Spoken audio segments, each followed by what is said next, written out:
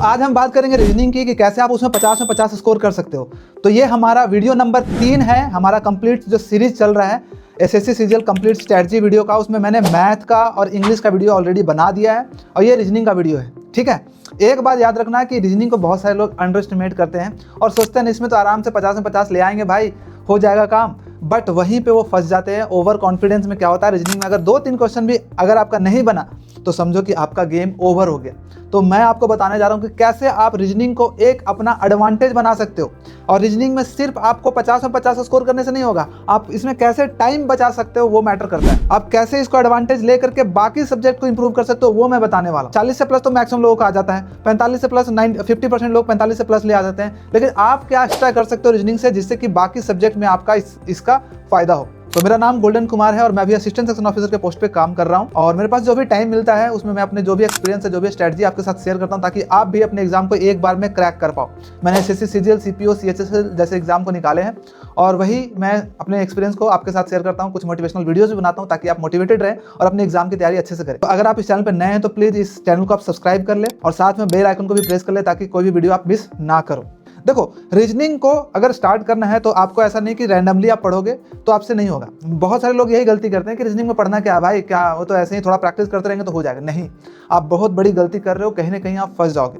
आपको रीजनिंग को भी क्या करना, सीरियसली लेना है और आपको रीजनिंग को भी एक एक चैप्टर करके आपको पढ़ना है। रीजनिंग में क्या होता है, सारे चैप्टर्स में कुछ ना कुछ ट्रिक्स होते हैं। अगर डाइस पढ़ रहे हो तो डाइस में भी आपको कैसे तुरंत पता करना है कि इस नंबर के अपोजिट क्या आएगा, एक ट्रिक होता है जिससे कि आप 10 सेकंड में आप उसको सॉल्व कर पाओगे। लेकिन उसके लिए आपको पढ़ना पड़ेगा, किसी टीचर से समझना पड़ेगा कि क्या होता है। कोडिंग डिकोडिंग में ए से लेकर के जेड तक जितने नंबर होते हैं आपको याद होना चाहिए ट्रिक से। उसके अपोजिट भी याद होना चाहिए कि के मतलब 11, पी मतलब 16, क्यू मतलब 17, एच मतलब 8, जी मतलब 7, ऐसे करके आपको ऐसे याद होना चाहिए कि आपको एकदम फटाफट आप सब कुछ कर पाओ। लेकिन उसके लिए आपको सीखना पड़ेगा, किसी टीचर से सीखना पड़ेगा, उसका अपोजिट भी याद रखना पड़ेगा। एल ओ वी होता है, लव, एल का अपोजिट ओ, वी का अपोजिट ई।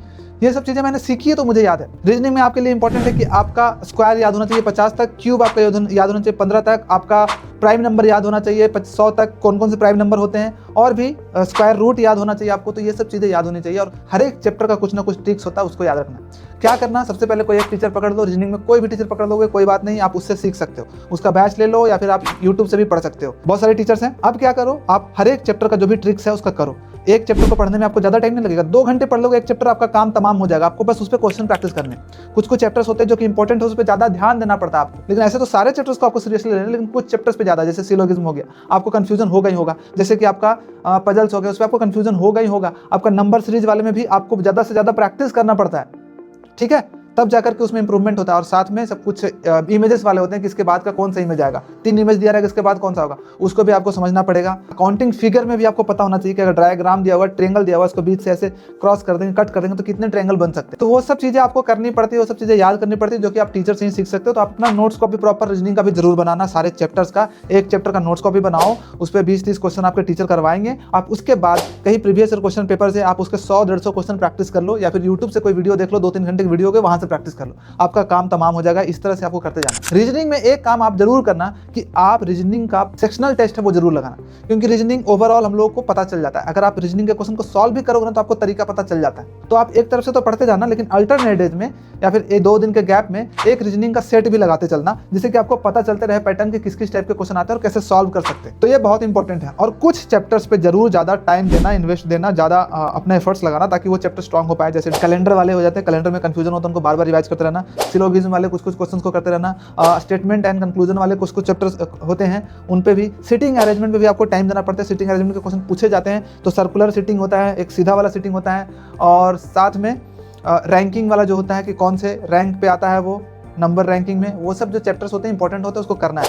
और सीरीज वाले क्वेश्चन पे ज्यादा से ज्यादा प्रैक्टिस करना है। कोडिंग भी ज्यादा प्रैक्टिस करना, क्योंकि कोडिंग से ज्यादा क्वेश्चन पूछते हैं। तो आपको रीजनिंग में ज्यादा कुछ नहीं करना, अपना नोट्स को भी जो बना लिया उनको बार बार रिवाइज करते रहना चुपचाप आराम से, और एक चैप्टर वाइज टेस्ट लगाते रहना बीच बीच में, उसी से आपका काम हो जाएगा। याद रखना, रीजनिंग को एज ए एडवांटेज हमें लेना है। रीजनिंग को हमें इतना ज़्यादा इंप्रूव करना है कि उसमें कम से कम हम टाइम लेकर के उस सेक्शन को कम कर सके और उसी का जो टाइम बचता है हम बाकी सेक्शन में कर सके। बाकी लोग हो सकता है 25 क्वेश्चन को बनाने में 20 मिनट लगा दें, लेकिन आपका टारगेट होना चाहिए कि कैसे 15 से 17 मिनट में हम पूरे रीजनिंग को सॉल्व कर पाए, ठीक है। और लेवल वाइज क्वेश्चन भी वैसा आता है कि आप आराम से 15 मिनट में कर सकते हो। ठीक है। कुछ क्वेश्चन को तो आप 15-20 सेकंड में भी कर सकते हो। तो आपको लेकिन उसके करने के लिए आपको बार बार प्रैक्टिस करना पड़ेगा। बहुत इंपॉर्टेंट है कि आप बार बार क्वेश्चन को प्रैक्टिस करो। जो क्वेश्चन में आपको दिक्कत आ रही है उनको करो, उनको लिखो। और मैं यही करता था। मेरा 15 से 17 मिनट का टाइम था, 18 मिनट का टाइम था, 25 क्वेश्चन के लिए इतना ही टाइम था। और वही जो टाइम बचता था ना, मैं या तो इंग्लिश में देता था या फिर मैथ्स में देता था, क्योंकि मैथ्स में ज्यादा टाइम लगता ही लगता है। कुछ क्वेश्चन ऐसे हो जाएंगे तो 1.5 मिनट 2 मिनट लग जाते हैं, लेकिन रीजनिंग में ऐसा कोई भी क्वेश्चन नहीं होता। 2-3 क्वेश्चन ही ऐसे होंगे जो कि 1 मिनट से ज्यादा टाइम लगा, नहीं तो सब 30 सेकंड 35 सेकंड कुछ 20 सेकंड में ऐसे बन जाते थे। रीजनिंग में एक बात और ध्यान रखने वाली बात है कि रीजनिंग का जो स्टेटमेंट होता है ना स्टार्टिंग में,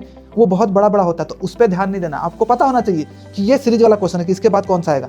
अगर नंबर दिया हुआ 4 नंबर, 5वां में ब्लैंक किया हो तो मतलब यही वाला क्वेश्चन है। ऊपर में लिखा रहेगा कि देयर इज अ सीरीज, आपको इसके बाद का नंबर ढूंढना है, वो सब ध्यान नहीं रखना। आपको पता होना चाहिए किस टाइप का क्वेश्चन है। डाइस दिया तो डायरेक्ट क्वेश्चन पे जाना है कि डाइस अगर दिया तो इसके अपोजिट फेस का हमको पूछ रहा है। अगर फिगर 4 फिगर बनाया हो तो हमको बस पता चल जाना चाहिए तुरंत कि अच्छा इसके बाद अगर नेक्स्ट का फिगर पूछना है। मिरर इमेज वाला आपको तुरंत पता चलना कि इसका मिरर इमेज फाइंड आउट करना है। तो आपको टाइप पता होना चाहिए, ये नहीं कि उसका जो इंस्ट्रक्शंस दिया होता है उसको पढ़ें, उसको पढ़ने में बहुत ज़्यादा टाइम लगता है, तो वो सब नहीं करना। इवन वो तो मैथ इंग्लिश में भी बहुत सारे इंस्ट्रक्शंस दिए तो वो भी नहीं पढ़ना होता, डायरेक्ट देखना होता है सिनोनिम निकालना है कि एंटोनिम निकालना है। तो इस तरह से आपको रीजनिंग में अपना कमांड बनाना पड़ेगा और धीरे धीरे करके हो जाए। जो चैप्टर वीक है, फिर से मैं बोल रहा हूँ, दोहरा रहा हूँ कि जो 3-4 चैप्टर वीक सब्जेक्ट होंगे ना, उनको क्वेश्चन को बार बार करना, बार बार करना, देखना, उस पर कमांड आ जाएगा। उसके बाद आपका रेगुलरली 45, 47, 47.5, फिर 50, 45, 47 ये आता रहेगा। जो क्वेश्चन नहीं बनते उनको नोट डाउन करते जाना, उसको इंप्रूव करते जाना, उसके लिए और क्या क्या कर सकते हैं इंप्रूवमेंट के लिए वो करते जाना, रीजनिंग इंप्रूव हो जाए।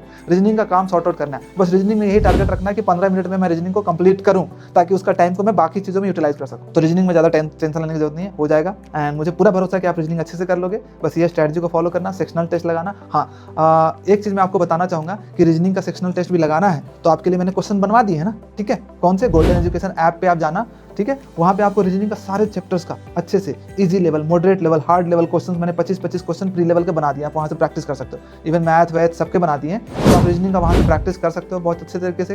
वहाँ पे बहुत सारी और भी चीज़ें मिल जाएगी आपको, पीडीएफ, फ्री पीडीएफ, ये सब मेरे फॉर्मूला कॉपी ये सब भी मिल जाएगा गोल्डन एजुकेशन ऐप पे, तो वो कर सकते हो। और बहुत सारे अभी अगर आप सीजीएल 2026 का तैयारी करना चाहते हो गाइडेंस के साथ, रेगुलर डेली टारगेट के हिसाब से बहुत अच्छे तरीके से, तो वहाँ पे मैंने एक विजय पथ बैच भी बना दिया है, ठीक है, जिसमें कि आप डेली का टारगेट के हिसाब से सब कुछ कंप्लीट कर सकते हो बहुत अच्छे से। वहाँ पे सारे कोर्स भी डाले हुए हैं अच्छे से, मैथ इंग्लिश का आपको अच्छे से, और बाकी बहुत बढ़िया तरीके से। एक टेलीग्राम ग्रुप भी है जहाँ पे भी आपको गाइडेंस के साथ पढ़ाया जाएगा, तो वो आप ज्वाइन कर सकते हो। तो ये है रीजनिंग के लिए। मैं ज़्यादा कुछ नहीं बोलूँगा, मैं बस इतना जानता हूँ कि आप कॉन्फिडेंट हो, आप अच्छे से कर लोगे। 2 चीज़ें याद रखनी है कि जो वीक चैप्टर्स हैं उन पे काम करना है, और रीजनिंग में मुझे इतना फास्ट होना है कि मैं 15 मिनट में अपने रीजनिंग को बहुत अच्छे से कंप्लीट कर लूँ और 50 में 50 स्कोर कर पाऊँ। बस इतना कर लो कि आपका रीजनिंग का काम हो जाएगा। चलो, तो आई होप कि ये वीडियो आपको अच्छा लगा होगा, आपको कुछ ना कुछ से सीखने को मिला होगा थोड़ा सा भी। अगर थोड़ा सा भी सीखने को मिला है तो प्लीज़ इस वीडियो को लाइक करें, सब्सक्राइब करें, अपने दोस्तों के साथ शेयर करें और बेल आइकन को प्रेस कर देना, क्योंकि अगला जो वीडियो आने वाला है आपका जीके का आने वाला है। जीके का बहुत अच्छे से स्ट्रैटेजी में बताऊंगा कि कैसे आप जीके को इंप्रूव कर सकते हो और आराम से 50 में से 30-35 मार्क्स आप स्कोर कर सकते हो, ठीक है। चलो, बाय बाय, टेक केयर।